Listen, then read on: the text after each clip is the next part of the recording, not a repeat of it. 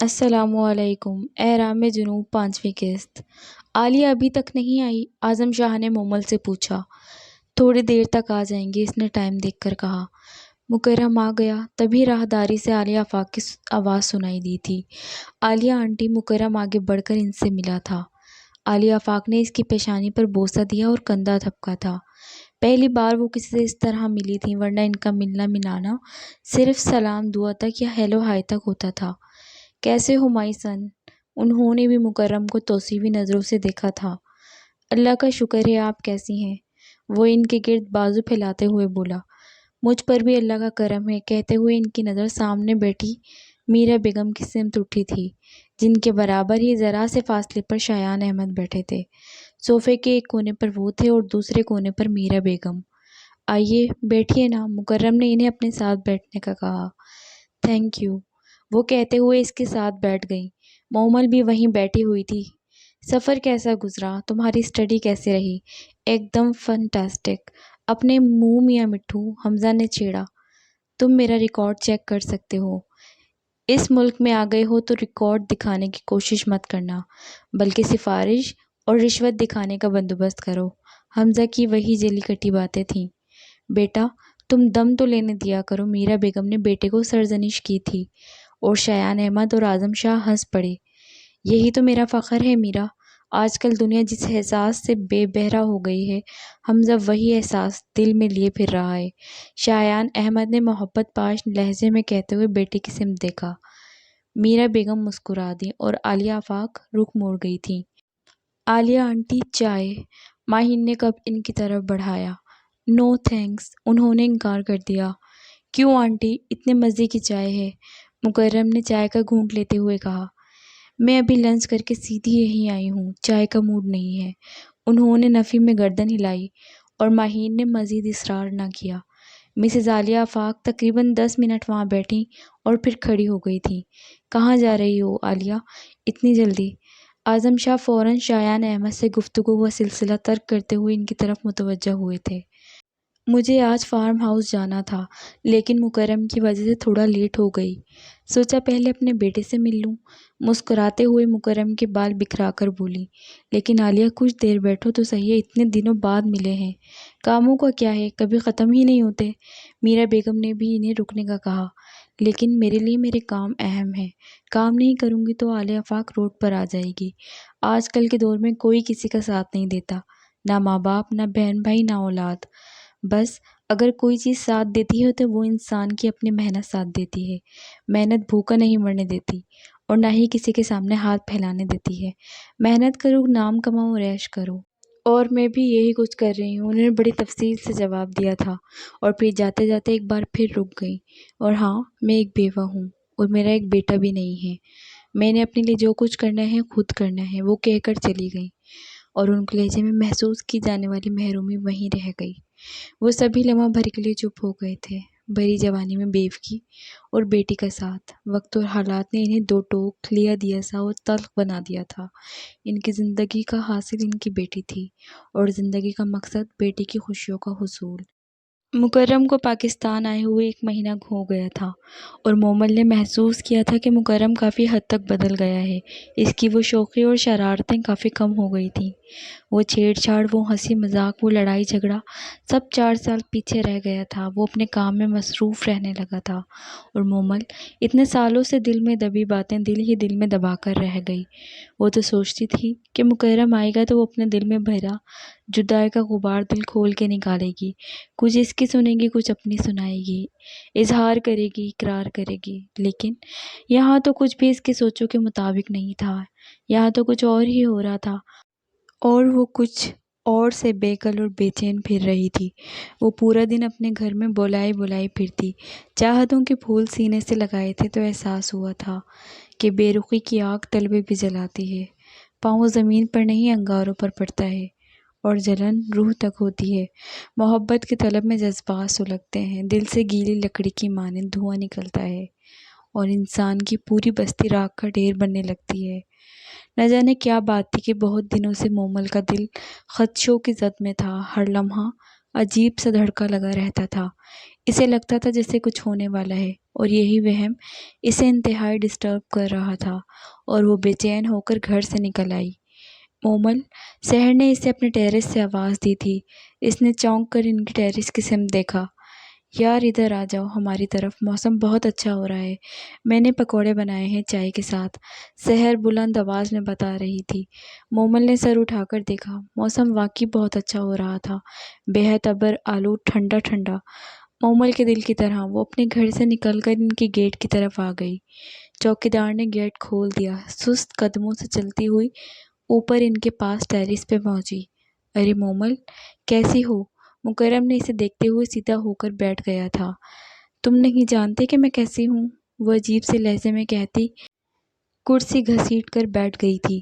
میں جانتا ہوں تم بہت اچھی ہو، وہ مسکرا کر بولا۔ کیا تم بھی اتنے ہی اچھے ہو؟ وہ اسے بغور دیکھ رہی تھی۔ بالکل بھی نہیں، ویسے اچھوں کے ساتھ کبھی اچھا تو ہوتا نہیں۔ سحر کے ہاتھ سے کپ تھامتے ہوئے وہ آہستگی سے بولی۔ تمہارے ساتھ کیا برا ہوا ہے؟ مکرم نے دلچسپی سے پوچھا۔ ابھی تو مجھے خود کو بھی نہیں پتا۔ ایک بات کہوں مومل؟ اس کے سوال پر مومل نے چونک کر دیکھا۔ میں جب سے پاکستان آیا ہوں، میں نے ایک بات نوٹ کی ہے، اس نے کرسی سے تھوڑا آگے جھکتے ہوئے کہا، جیسے مومل سے کوئی راز کی بات کرنا چاہتا ہو۔ کیا؟ وہ نظر جھکاتے ہوئے بولی۔ یہی کہ تمہاری آنکھیں بوجھل اور گلابی گلابی لگتی ہیں، اور گلابی آنکھیں رجگی کی سب سے بڑی نشانی ہوتی ہیں۔ مکرم کہتے ہوئے لمحہ بھر کے لیے ٹھہرا، اور مومل اس کی طرف دیکھنے پر مجبور ہو گئی تھی۔ اور رجگا محبت کی پہلی نشانی ہے، جس کو تم جھٹلا نہیں سکتی۔ مکرم کے انداز میں یقین بھرا تھا۔ تم یہ کیسے جانتے ہو؟ کیونکہ میں خود اس دور سے گزر چکا ہوں۔ مکرم کی بات پر مومو نے بری طرح چونک کر اسے دیکھا تھا۔ یعنی تم بھی محبت کرتے ہو؟ مومل کے سوال پر وہ ایک دم قہقہہ لگا کر ہنسا تھا۔ اب تو محبت میں ماہر ہو چکا ہوں، وہ دل کھول کر ہنستے ہوئے مومل کی بات کو انجوائے کر رہا تھا۔ ویسے یار، ایک بات بتاؤ، وہ خوش نصیب کون ہے جس کی چاہ میں مومل آفاق نے اپنی سحر طراز آنکھیں خراب کر رکھی ہیں؟ وہ بڑی رازداری سے پوچھ رہا تھا۔ آج وہ فارغ تھا اور ذرا فریش موڈ میں، اسی لیے اس کے پرانے رنگ ڈھنگ نظر آ رہے تھے۔ پہلے تم مجھے بتاؤ کہ وہ کون ہے جس نے تمہیں محبت میں ماہر کر دیا ہے؟ مومل کو اپنی ہی آواز اجنبی سی لگی تھی۔ دل تھا کہ کسی بچے کی طرح سہما جا رہا تھا۔ بتا دوں؟ وہ شرارت سے بولا۔ ہاں، حلق سے بمشکل لفظ اگلا تھا۔ آؤ۔ وہ اس کا ہاتھ پکڑ کر کھڑا ہو گیا، اور وہ سہمے ہوئے دل کے ہمراہ اس کے ساتھ چل پڑی۔ وہ اسے ساتھ لیے اپنے کمرے میں آ گیا۔ بیٹھو یہاں۔ اس نے مومل کو بیڈ پر بٹھا دیا۔ یہ کیا ہے؟ وہ الماری سے چھوٹی سی مخملی ڈبیا نکال کر لے کر آیا تھا۔ یہ ماہین کا گفٹ ہے، دیا کیوں نہیں؟ موقع کی مناسبت سے دوں گا۔ مکرم نے اس کے سامنے ڈبیا کھول دی۔ اس میں انتہائی خوبصورت انگوٹھی جگمگا رہی تھی، اور انگوٹھی میں ڈبل ایم لکھا ہوا تھا، اتنے چھوٹے لفظوں میں کہ بغور دیکھنے سے دکھائی دیتا تھا۔ موقع کی مناسبت؟ ہاں یار، منگنی کے دن۔ مومل کے گویا حواس اڑ گئے تھے، پاؤں کے نیچے جلتے انگارے سینے پر آ گئے۔ منگنی؟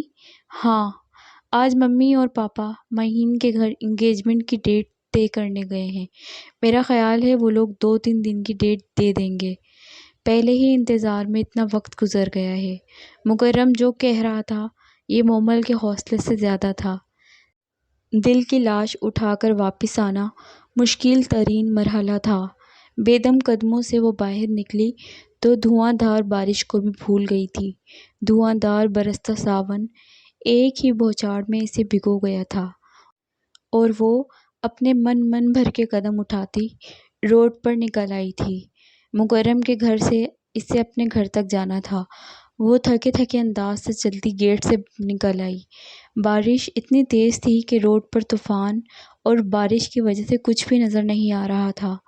ہر طرف طوفان کا شور تھا، اور وہ یوں ہی دھیمے قدموں سے چلتی اپنے گھر میں داخل ہوئی تھی۔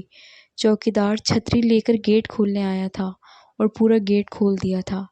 وہ اندر تو آ گئی تھی لیکن مزید آگے نہ بڑھ سکی۔ چھوٹی بی بی چوکیدار چیخ اٹھا۔ مومل کھڑے کس سے چکر کھا کر گری تھی۔ وہ روش کے درمیان بے ہوش پڑی تھی اور موسلا دھار بارش برس رہی تھی۔ چوکیدار فوراً اندر بھاگا تھا۔ اتفاقاً عالیہ آفاق گھر پر ہی تھی۔ وہ بھی بھاگتے ہوئے باہر نکلی اور مومل کو اس حال میں دیکھ کر سرتاپا کانپ گئی تھی۔ مومل، انہوں نے سر اٹھا کر گود میں رکھا۔ بیگم صاحبہ، ان کو اندر لے چلیں۔ ملازمہ آگے بڑھی، لیکن عالیہ آفاق اسے اندر لے جانے کے بجائے ہسپتال لے گئی تھی۔ اس کا نروس بریک ڈاؤن ہو گیا تھا۔ وہ ابھی تک بے ہوش تھی اور یوں سب ہی پریشان سے بیٹھے تھے۔ عالیہ آفاق چپ چاپ لب سیے بیٹھی تھی۔ سب کو الجھن تھی کہ مومل کو آخر ہوا کیا ہے۔ پلیز آنٹی، آپ پانی پی لیں، وہ ٹھیک ہو جائے گی۔ مہین اور سحر نے عالیہ کو پانی پلانا چاہا۔ وہ کب سے یوں ہی بھوکی پیاسی بیٹھی تھیں۔ پی لوں گی، وہ ٹھیک تو ہو جائے۔ انہوں نے انکار کر دیا۔ انشاءاللہ جلدی ٹھیک ہو جائے گی، ڈاکٹر بتا رہے ہیں کہ وہ کچھ دیر تک ہوش میں آ جائے گی۔ نشا بیگم نے بھی ان کے کندھے پر ہاتھ رکھ کر تسلی دی۔ لیکن انہی تسلیوں میں رات گزر گئی اور صبح فجر کے قریب اس کے جسم میں تھوڑی حرکت پیدا ہوئی تھی۔ مکرم نیم بے ہوشی میں بھی ایک ہی نام لبوں پر تھا، مومل، آنکھیں کھولو۔ مکرم نے آگے بڑھ کر اس کا ہاتھ تھام لیا۔ مکرم، اس نے آنکھیں کھول کر اسے دیکھا۔ میں سن رہا ہوں مومل، کیا بات ہے، کیا ہوا ہے؟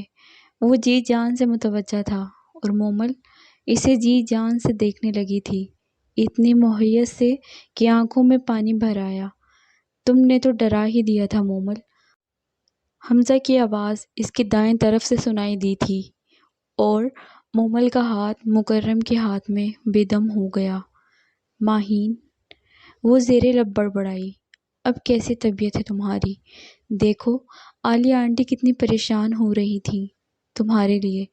ماہین نے عالیہ آفاق کی سمت اشارہ کیا۔ یار، تم نے تو ہماری جان ہی نکال دی تھی۔ حمزہ بھی خفگی سے گویا ہوا۔ اور جس کی جان نکل گئی ہو؟ مومل گمسم سے لہجے میں بولی۔ اللہ نہ کرے، عالیہ آفاق تڑپ گئیں۔ آپ لوگ پلیز پیچھے ہٹیں، ہمیں چیک اپ کرنے دیں۔ ڈاکٹر اور نرسیں سر پر آ کھڑے ہوئے تھے۔ آپ ہمارے ساتھ آئیے مسز آفاق۔ ڈاکٹر چیک اپ کرنے کے بعد انہیں اشارہ کرتے ہوئے باہر نکل گئے اور عالیہ آفاق نے کسی خدشے کے تحت بے ساختہ اعظم شاہ اور مکرم کی طرف دیکھا تھا۔ ڈونٹ وری، کچھ نہیں ہوگا، آئیے میں بھی آپ کے ساتھ چلتا ہوں۔ مکرم نے ان کی ہمت بندھائی اور انہیں ساتھ لیے کمرے سے نکل آیا تھا۔ آئیے مسز آفاق، ڈاکٹر نے کرسی کی سمت اشارہ کیا۔ آپ لوگ جانتے ہیں کہ انہوں نے کس چیز کا اتنا اسٹریس لیا ہے کہ ان کا نروس بریک ڈاؤن ہو گیا؟ ڈاکٹر نے مکرم سے استفسار کیا۔ انفیکٹ سر، میں تقریباً 4 سال بعد انگلینڈ سے پاکستان آیا ہوں اور مجھے آئے ہوئے 1 ماہ ہو گیا ہے، لیکن میں پچھلے 1 ماہ سے فیل کر رہا ہوں کہ وہ پہلے جیسی شوق و چنچل نہیں رہی، بہت الجھی اور چپ سی رہتی ہے۔ کل بھی میں نے اس سے یہی سب پوچھنے کی کوشش کی تھی، لیکن اس نے کچھ نہیں بتایا، بلکہ کچھ ہی دیر بعد اس کی بے ہوشی کی خبر مل گئی۔ مکرم نے نارمل سے انداز میں سب بتایا تھا۔ اس کے تو وہم و گمان میں بھی نہیں تھا کہ یہ سب مومل کے نہ بتانے کی وجہ سے نہیں ہوا، بلکہ مکرم کے بتانے کی وجہ سے ہوا ہے۔ ابھی میں نے آپ لوگوں کو یہ کہنے کے لیے بلایا ہے کہ مومل آفاق کے معاملے میں آپ کو ہمیشہ کافی احتیاط کرنا ہوگی۔ وہ بہت ہی کمزور اعصاب کے مالک ہیں۔ اگر کسی بات پر ان کا نروس بریک ڈاؤن ہو سکتا ہے تو اسی طرح کسی صدمے یا دھچکے کی وجہ سے ان کا ہارٹ فیل بھی ہو سکتا ہے۔ Please next time be careful, doctor نے کہہ کر ان کا دماغ معاف کر دیا تھا۔ مسز عالیہ آفاق پھٹی پھٹی آنکھوں سے انہیں دیکھ رہی تھیں۔ مکرم بھی چکرا کر رہ گیا تھا۔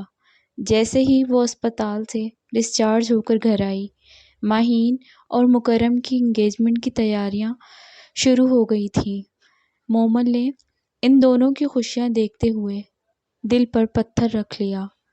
وہ اپنے غم کو عیاں کر کے ان کی خوشی کے آڑے نہیں آنا چاہتی تھی۔ اس نے کسی کی خوشیوں کو بری نظر سے دیکھنا نہیں سیکھا تھا۔ مکرم کو ماہین کا نصیب مان کر قدم پیچھے ہٹا لیے تھے اور خود کو بے نیاز ظاہر کرنے کی کوشش کی تھی۔ وہ اس کوشش میں کافی حد تک کامیاب بھی رہی تھی، لیکن دل تو دل تھا، کسی ذرا سی بات پر بھی یہ پگھل جاتا تھا، آنچ پر رکھے موم کی طرح۔